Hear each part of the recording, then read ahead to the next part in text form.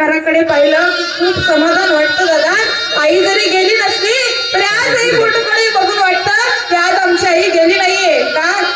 एवढा तेजस्वी चेहरा, एवढा आनंदी चेहरा माणसाने काय राहावं, नेहमी हसत राहावं. आईने किती कष्ट केले आपल्यासाठी. आज सुनांच्या डोळ्यात सुद्धा अश्रू आहे. कारण काय, आई एवढी चांगली होती की सुनांच्या डोळ्यात सुद्धा अश्रू येते.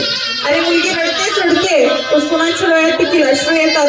एवढी साधी सुधी गोष्ट आहे का सुनांच्या डोळ्यात अश्रू यायची. नाही हो, सहजसहजी माणूस रडत नाही. का रडत नाही सांगते ऐका.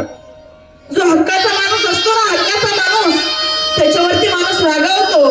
जो हक्काचा माणूस असतो त्याच्यावरती माणूस बोलतो. जो हक्काचा नाही त्याच्यासाठी कोणी बोलत नाही, त्याच्यासाठी कोणीच त्रास घेत नाही. आईचा चेहरा एवढा हसरी दिसतो की त्या हसरी चेहऱ्यावरून सांगू शकते मी की आईने सर्वांना आनंदच दिला. दुःख येतील मात्र सुद्धा दुःख दिलं नसावं का. तर सर्वजण रडतायतच का, आमची आई गेली, आम्हाला आत्या हव्या होत्या का. अरे त्या जरा असताना आम्ही एवढं मोठं दुकान टाकलं, आमच्या एवढ्या मोठ्या गाड्या आहेत, आम्ही एवढे मोठे सगळे बंगले घेतले. आज आमच्या आईला आम्ही सुद्धा गाडीतून फिरवलं असतं का. आई, आम्ही सुद्धा म्हणलं असतो आई तुला फिरावं वाटत होतं की नाही गाडीतून. अरे आई फार प्रेम करते आपल्यावरती का. तुम्ही म्हणता आई फक्त काय करते, मुलाचाच लाड करते. नाही हो, आई मुलाचा लाड करत नाही, मुलीचा सुद्धा तेवढाच लाड करते का. तुम्ही म्हणता मुलाचा लाड करते, मुलाचा लाड करते, नाही लाड करत का. तर दोघांनाही समान अधिकार देते. वडील मुलीचं ऐकतात, मुलीला हवं नको ते पाहतात.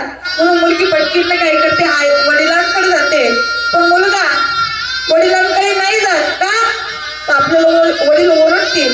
मुलगी तशी पर्वा करत नाही, जाऊन पटकीने काय करते, तोंडावर बोलून येते. कोणी का असताना पटकीनं बोलून येते आणि पटकीनं बोलून आल्याबरोबर वडील तिला सगळं काही देतात.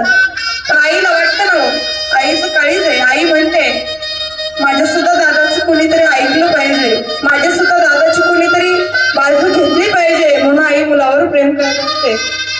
पण नाही माझ्या ताईनं, आई तुमची सुद्धा तेवढीच काळजी घेते, पण आपण कधी पाहत नाही हो तिच्याकडे का. तर ती म्हणते माझा पिंटे आहे, माझा